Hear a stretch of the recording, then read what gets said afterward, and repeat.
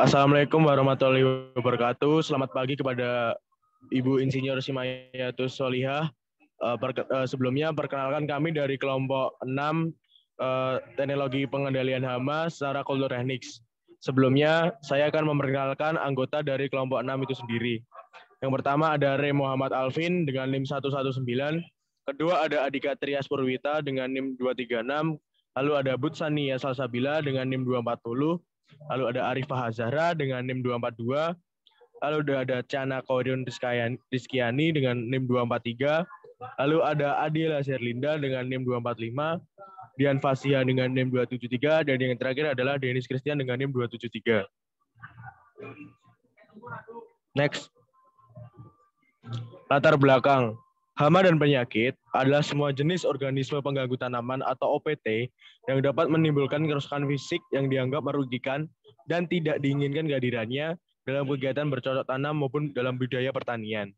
Dalam dunia pertanian sendiri, istilah hama sering dikonotasikan sebagai organisme pengganggu tanaman yang kasat mata, yaitu adalah hewan contohnya. Lalu, kerugian karena hama itu sendiri yang sedang terjadi di negara yang berkembang tidak saja tinggi, tetapi juga mempengaruhi persediaan pangan dunia.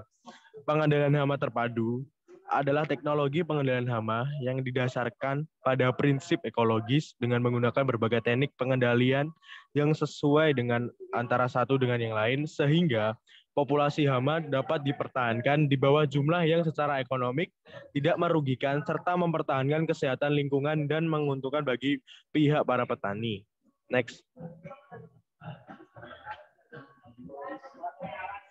Pengendalian kultur teknis. Pengendalian secara kultur teknis atau cultural control yaitu adalah pengendalian OPT dengan cara mengelola lingkungan atau ekosistem sedemikian rupa sehingga ekosistem tersebut menjadi kurang cocok bagi kehidupan dan perkembangbiakan hama. Hal ini justru dapat mengurangi laju peningkatan populasi dan kerusakan hama. Pada prinsipnya merupakan cara pengendalian dengan memanfaatkan lingkungan untuk menekan perkembangan populasi hama. Pengendalian ini merupakan pengendalian yang bersifat preventif. Next. Yang selanjutnya ada tujuan kultur teknis. Tujuan akhir dari kultur teknis adalah menemukan rantai atau fase yang lemah dari siklus musim hama sehingga hama tidak berkembang secara luas. Yang selanjutnya, ciri-ciri pengendalian kultur teknis. Yang pertama, secara terpadu memperhatikan semua hama yang penting. Yang kedua, pengendalian bersifat preventif yang dilakukan sebelum hama menyerang. Yang ketiga, selalu didasari oleh pertimbangan ekologi. Yang keempat, penggunaan pestisida kimia merupakan alternatif terakhir apabila teknik pengendalian yang ramah lingkungan tidak mampu mengatasi. Yang kelima, tidak bertujuan untuk mendapatkan suatu keadaan yang bebas hama, tetapi untuk mengendalikan populasi hama agar kerusakan yang terjadi selalu berada di bawah ambang ekonomi. Yang keenam, mengganggu kontinuitas penyediaan keperluan hidup hama, yaitu dilakukan dengan cara pergiliran tanaman, pembaruan, dan penanaman serempak pada suatu wilayah yang luas. Selanjutnya yang ketujuh, penerapan sistem pengendalian hama dan penyakit terpadu atau PHT dilakukan secara bersistem, terpadu, dan terkoordinasi dengan baik. Yang kedelapan, pengurangan dampak kerusakan oleh hama dengan cara mengubah toleransi inang. Yang kesembilan, pengalihan populasi hama menjauhi pertanaman, misalnya dengan menanam tanaman perangkap. Yang kesepuluh, mengurangi dan membatasi penggunaan pestisida kimia.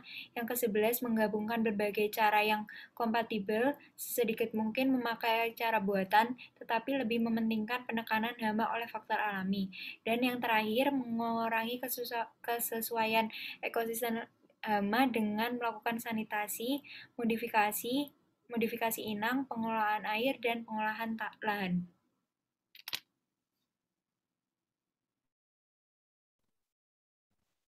Komponen pengendalian teknik. Pengendalian secara budidaya dapat dikelompokkan 4 dengan sasaran yang akan dicapai, yaitu 1. Mengurangi kesesuaian ekosistem, 2. Mengganggu kontinuitas penyediaan kebutuhan hidup OPT, 3. Mengalihkan populasi OPT tanaman, dan yang terakhir mengurangi dampak kerusakan tanaman.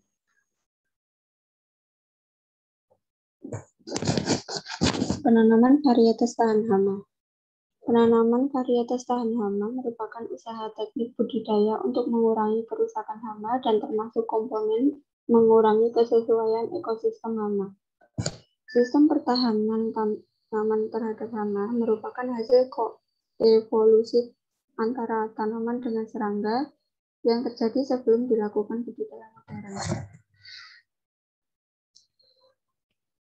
2. Tanaman perangkap.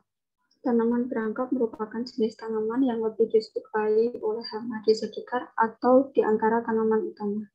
Tanaman perangkap berfungsi untuk mengkonsentrasikan hama pada tanaman perangkap sehingga dapat memudahkan pengendalian hama karena pengaplikasian insektisida kimia hanya ditujukan pada tanaman perangkap.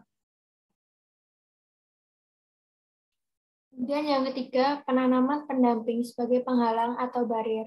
Tujuan dari penanaman tanaman pendamping sebagai penghalang atau barier tanaman utama adalah untuk menghambat penerbangan atau migrasi hama. Misalnya pada areal budidaya kedelai ditanami tanaman pendamping jagung untuk menghalangi hama kutu kebul. Kemudian yang keempat, sanitasi. Teknik sanitasi dilakukan dengan membersihkan lahan dari sisa-sisa tanaman yang baru tumbuh, tunggul tanaman, atau bagian-bagian tanaman lain yang tertinggal setelah masa panen. Kemudian, tindakan sanitasi dapat dilakukan dengan penghancuran. Yang pertama, sisa-sisa tanaman yang masih hidup. Yang kedua, tanaman atau bagian tanaman yang terserang hama. Yang ketiga, sisa tanaman yang sudah mati. Yang keempat, jenis tanaman lain yang dapat menjadi inang pengganti. Dan yang kelima, sisa-sisa bagian tanaman yang jatuh atau tertinggal di permukaan tanah seperti buah dan daun. Kemudian yang kelima, pergiliran tanaman. Pergiliran tanaman bertujuan untuk memutuskan kesinambungan penyediaan makanan bagi hama di suatu tempat, yaitu dengan tidak menanam suatu jenis tanaman yang sama dari musim ke musim berikutnya. Pergiliran atau rotasi tanaman yang baik adalah apabila jenis tanaman pada suatu musim berbeda dengan jenis tanaman yang ditanam pada suatu musim berikutnya, dan jenis tanaman tersebut bukan merupakan inang hama tanaman yang ditanam pada musim sebelumnya. Kemudian, pengendalian dengan cara pergiliran tanaman mempunyai keterbatasan karena tidak dapat mengurangi tingkat serangan hama dalam waktu yang singkat, seperti penggunaan pestisida, sehingga cara ini harus dilakukan dalam yang luas.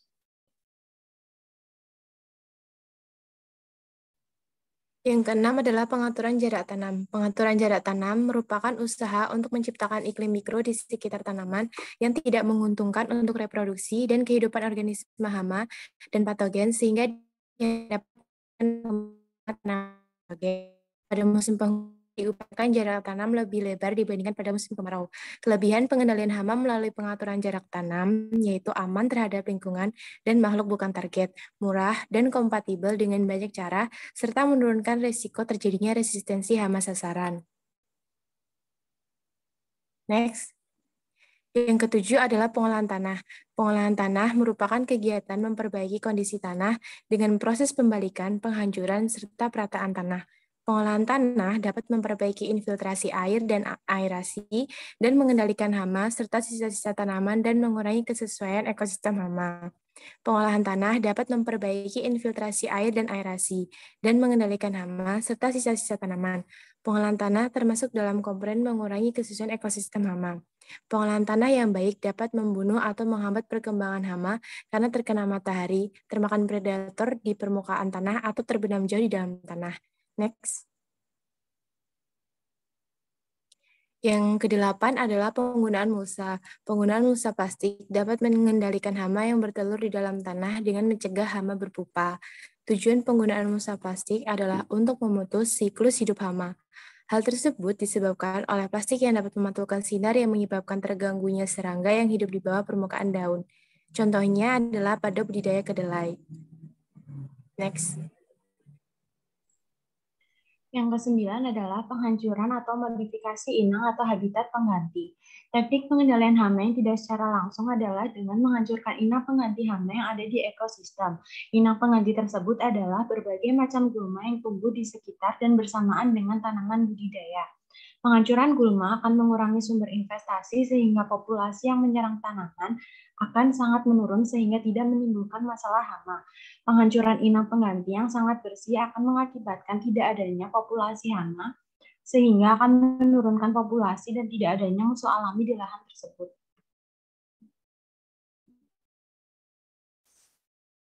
Yang ke-10 yaitu pemupukan berimbang. Pemupukan penting dilakukan sebab tanaman akan rentan terserang hama apabila kelebihan atau kekurangan unsur hara. Kelebihan unsur nitrogen akan mengakibatkan ukuran sel tanaman membesar dengan dinding sel yang lebih tipis, sehingga hama lebih mudah menembusnya. Sedangkan kekurangan unsur fosfat dan kalium mengakibatkan tanaman mudah terserang oleh penyakit. Selanjutnya adalah pengelolaan air.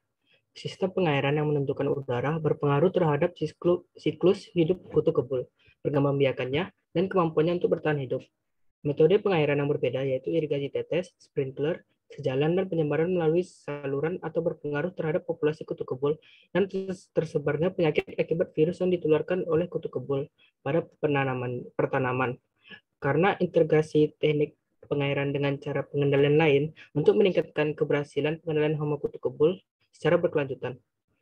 Pengairan irigasi dapat dilakukan secara langsung maupun tidak langsung, yaitu secara langsung untuk script pop haga inotata atau disebut dengan hama penggeret batang, Nympula depuntalis atau disebut dengan ngengat putih. Secara tidak langsung, perubahan iklim mikro terutama pada RH. Next. Contohnya, air merupakan kebutuhan utama pada tanaman padi pada fase pertumbuhan atau vegetatif. Tetapi kebutuhan udara ini perlu pengaturan agar terhindar dari kerusakan oleh zat pengganggu. Sedangkan keong mas akan meningkat pada tanaman padi yang berumur kurang dari 1 bulan di lapangan jika digenangi dengan udara. Untuk mencegah kerusakan oleh keong mas, maka tanaman padi yang baru dipindahkan dari persemaian sampai bunting diairi secukupnya. Sedangkan untuk menghindari serangan penggeret batang, keping di tanah, goreng coklat, dan tikus, perlu mengenangi lahan. Next. Yang selanjutnya ada kelebihan kultur teknis dan kekurangannya. Untuk kelebihannya itu sendiri, yang pertama, memenuhi kriteria pola tanam yang baik untuk menekan munculnya hama. Yang kedua, meminimalisir biaya produksi. Yang ketiga, menjaga keseimbangan alam. Dan yang keempat, yaitu melestarikan musuh alami dan predator.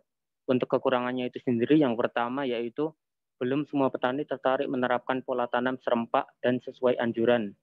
Yang kedua, perlu ketekunan dan kedisiplinan yang tinggi agar petani untuk menerapkan pola tanah mini. Next. Sekian presentasi dari kelompok kami. Apabila ada kesalahan, mohon maaf yang sebesar-besarnya. Apabila ada yang ingin ditanyakan, silahkan lewat kolom chat. Terima kasih. Wassalamualaikum warahmatullahi wabarakatuh.